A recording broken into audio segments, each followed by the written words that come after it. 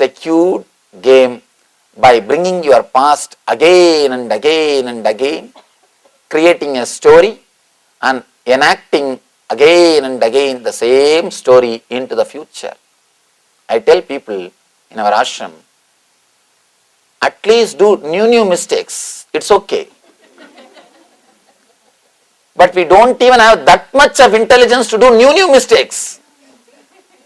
All your mistakes, if you try to analyze and put in one line, it will all be practically same thing. Maybe the quantity is little more or little less. Otherwise, the attitude and the quality will be the same.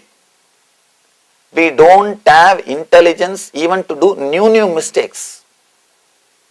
Even to do new mistakes means you are constantly carrying weight. The weight of the past. Shiva says, when on a bed or a seat, let yourself become weightless beyond mind. Bindum shikante ritaye layante dhyayato layaha. He says, just be dot which has disappeared, the small dust atom which has disappeared, which doesn't exist, weightless. Damantat shobha sambudha sukshmagni tilakakritim bindum shikante hritaye layante dhyayato layaha. Beautiful sutra. I am just trying to repeat the sutra so that let all dimensions of this aphorism be explained to you. Even if I missed one or two dimensions, I wanted to bring it back again. I want to tell you. One more thing, your body is matter. Your presence is energy. Your presence is purely weightless. When your presence leaves your body, the body becomes more heavy. Your body becomes heavy. Let you be clear, the presence and the weight both are completely opposite to each other.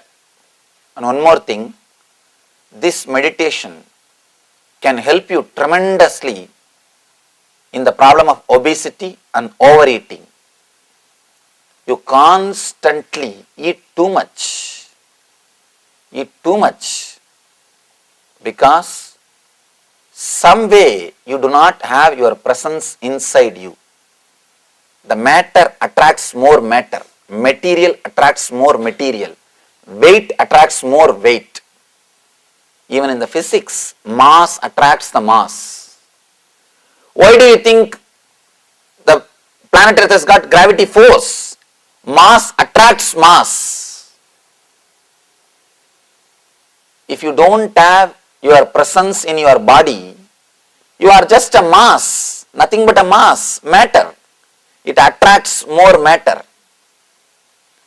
You may fill yourself, but you won't feel fulfilled. With presence, if you eat, even with less quantity, you will feel fulfilled. Be very clear. Feeling is different. Feeling fulfilled is different. Feeling is totally different. Feeling fulfilled is totally different. I request all of you, if any of you have obesity problem or overeating problem, means everybody,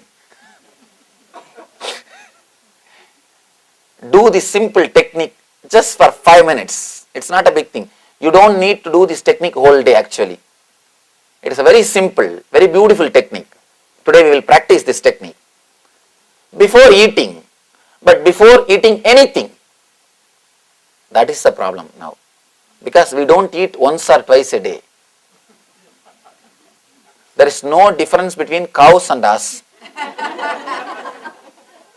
Cows, wherever they see something which can be eaten, immediately they will open their mouth. Human beings also become like that. No time. Even while walking and driving in this country, I saw even when they are driving, they are eating. Because that kind of food is available. And if you don't have time to eat, and then just have a Coca-Cola, that glass, that bottle, Coke bottle. Coke bottle you don't have to hold actually. You can use one hand and put on that steering and drive and drink. Constantly something is going into the body. Constantly the matter is attracting the matter. The material is, mass is attracting the mass. Before eating anything, try to do this meditation, but don't do it in your car. At least before morning breakfast, noon lunch, and night dinner, and evening snacks, and between coffees, and little tea, and Coke in the car, burger in the bus, anywhere. I don't know what else goes inside. Oh God. And I saw the size of the food. Oh God. No, really, and let me be very clear. Please understand, so much of advertisement for food should not be done. See, constantly what you see only you will feel connected.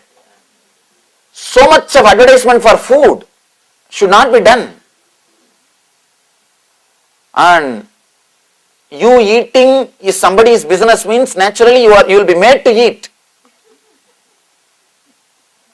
One guy goes to the psychiatrist and says, "Sir, I have too many problems." Immediately psychiatrist says, "Don't bother, everybody has got problem, even I have problem. Please sit, let's sort it out." This guy will sort it out.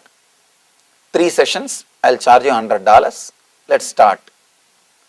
This guy says, 3 sessions, $100 will solve your problems. But tell me something to solve my problem.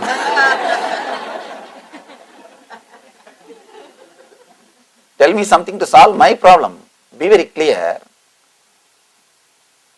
So much of advertisement for food, because you eating is somebody's business. It is dangerous. It is dangerous. Constantly, without even your knowledge, without even your consciousness, so much of advertisement for the food. You start meditating on food. Eating becomes a religion. You start meditating on food. Continuously you are meditating on food.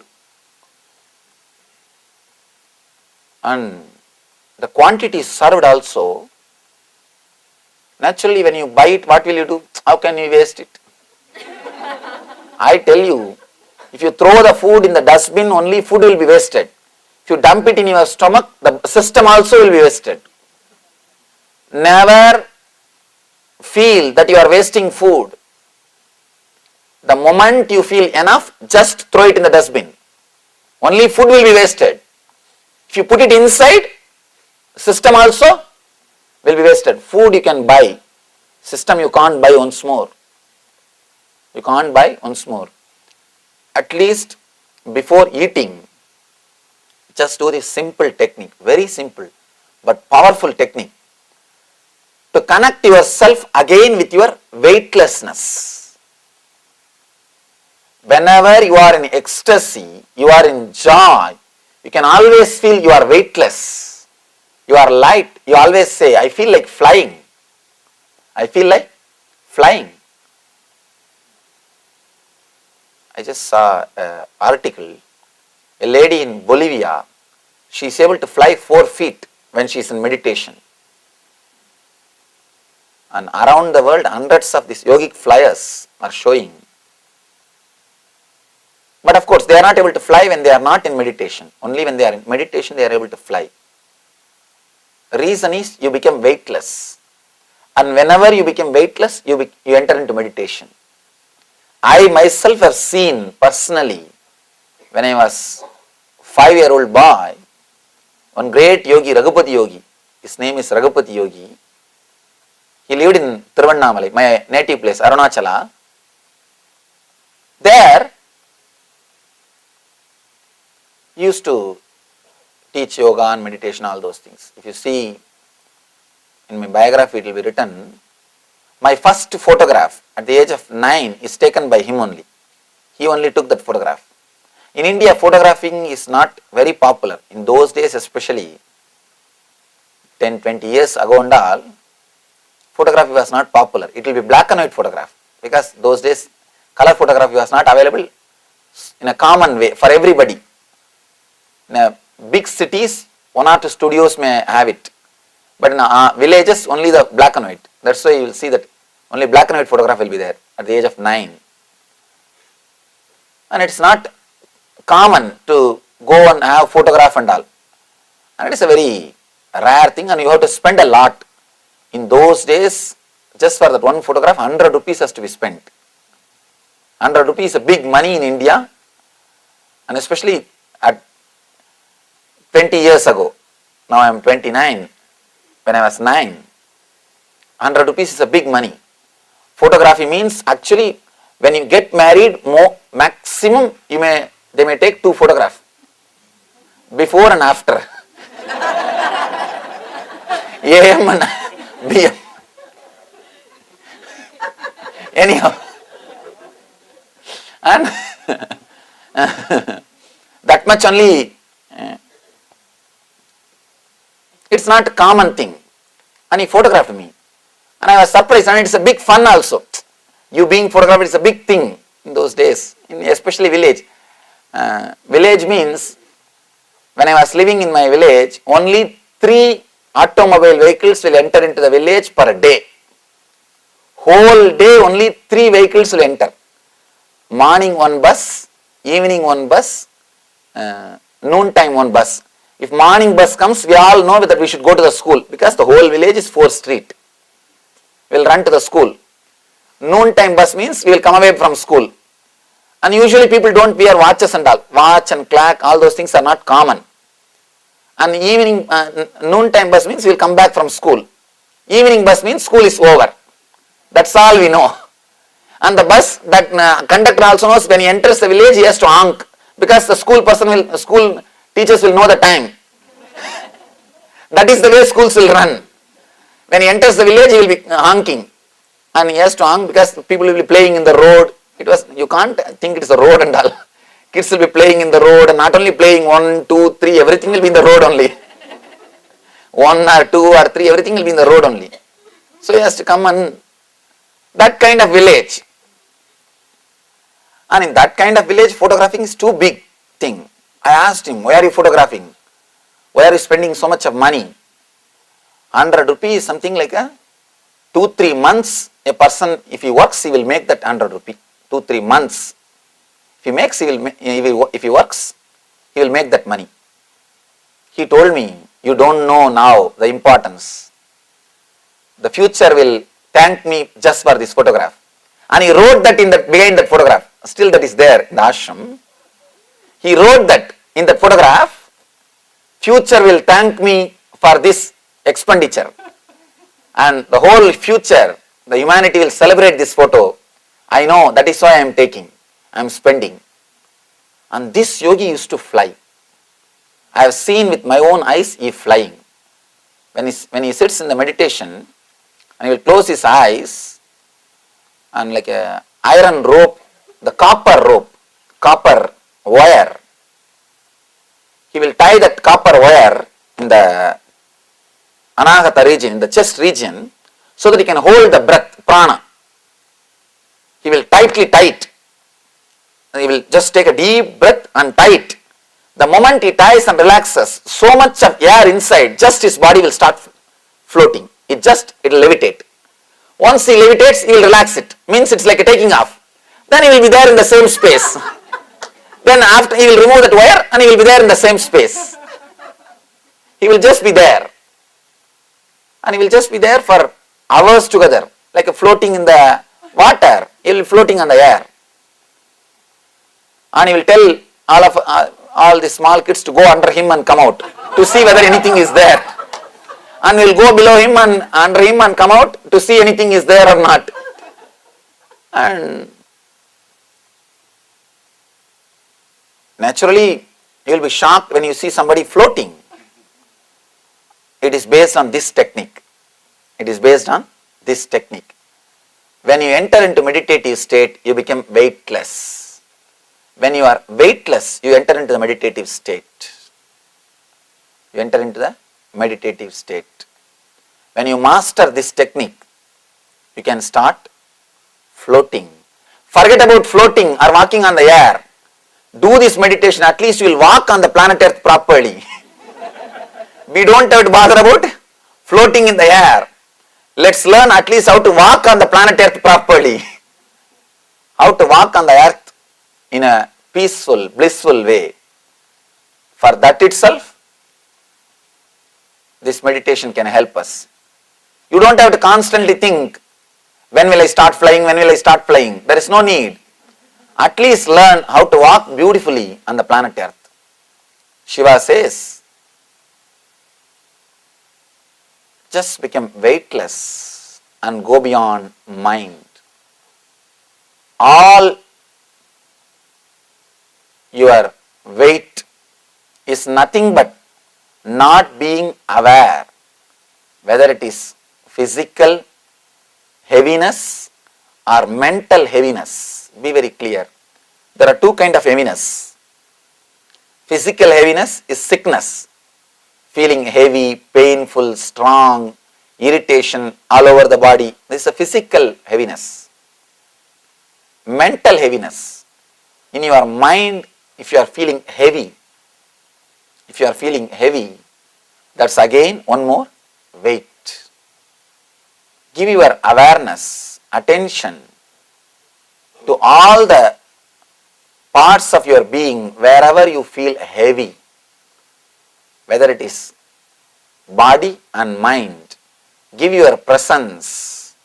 You will suddenly become weightless.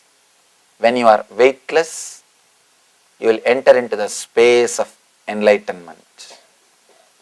That is why not only in Vedic culture, all over the world, in all spiritual traditions, angels are always portrayed or described as flying people. Always, all angels are described as if they are flying.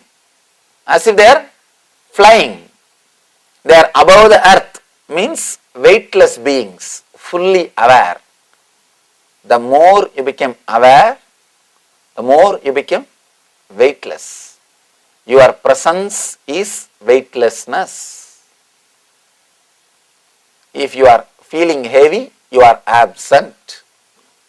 Wherever you are feeling heavy, physically or mentally, you are absent in that spot. If you are feeling light, weightless, you are present. Your presence is active in that spot. Understand this one key, then we will enter into the great meditation by Shiva. Before entering into the meditation, let this sutra be clearly understood by you. Let me repeat once more. Daman tachobha sambhuta Sukshmagnittilakakritim Bindum shikante hritaye Layante dhyayato laya Daman tachobha sambuddha Sukshmagnittilakakritim Bindum shikante hritaye Layante dhyayato laya. Kids have no ego. That is why when they fall with the same pressure from the same height, if you fall, you will break your bones, you will hurt yourself. But kids won't hurt themselves. You can see in your life, the same height, same pressure. If you fall, you will hurt yourself. Kids won't hurt themselves because they have nobody to hit the planet Earth. They just fall like a flower. When a heavy thing falls on the earth, it will break itself or it will crush itself, it will damage itself. When a flower falls on the earth, neither the earth will be damaged nor the flower. Kids are like flowers. When they fall, they don't hurt themselves. Let yourself become weightless beyond mind. Actually, if you learn this simple thing, you can sit for hours together without feeling the heaviness in you. Sometimes you may not physically feel, you will start mentally feeling the irritation. Without feeling the both, you will be able to sit forever, for a quite long time. You will be just weightless even after your fights. Even after your arguments, you will be just weightless. You will have so much of energy, you will be just weightless. Now, it's a beautiful sutra. But even now I don't feel I have given the complete truth explained by the sutra, because it has got so many different meanings. Wish I could speak in Sanskrit, or wish you could understand in Sanskrit. But it is not possible. The language is not used by common man, because the language is too poetic. He says, Layante dhyayato layaha. The way in which this grammar is, these words are created, it says, when you become weightless, you go beyond mind. When you go beyond mind, you become weightless. Weightlessness is the path and the goal for going beyond the mind. So many meanings can be derived, just this one line, Layante dhyayato layaha.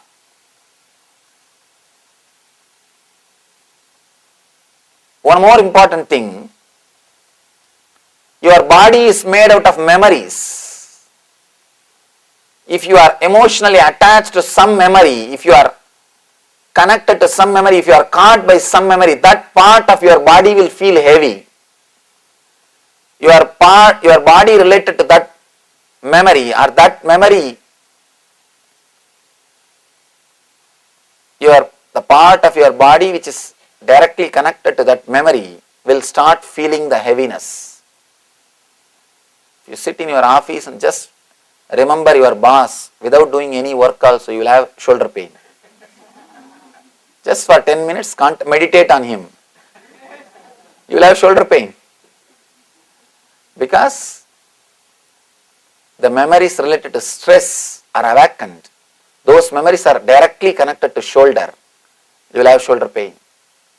You will have shoulder pain. Constantly, when you attach yourself to some emotionally when you attach yourself to some memory, the part of the body which is related to that memory will start having pain, will start feeling heavy, will start feeling the weight.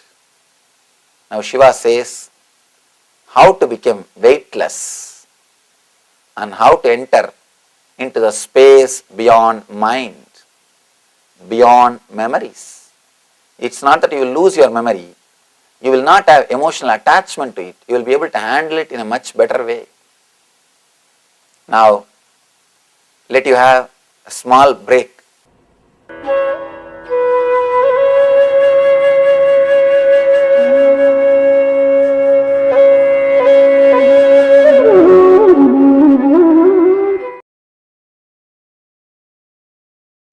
Yes. So what a wonderful revelations. I hope all of you have enjoyed.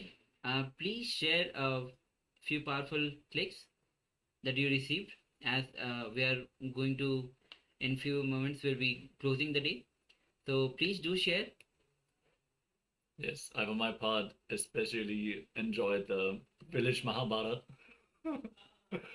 What a great display of spontaneity. If we can be spontaneous, not attached to our identity, then we can enjoy this play and we can radiate this space also. If we react based on our identity, if we feel shame or anger, if the things don't happen the way we want, we will not be able to live our spontaneity. Yes. So Jay Kumar is saying, be spontaneous. Yes, that's the whole essence of the revelation that Swamiji gave. And Manit Chakra Rajaswapni says, presence is weightless. Yes. When you give your presence, it becomes totally weightless.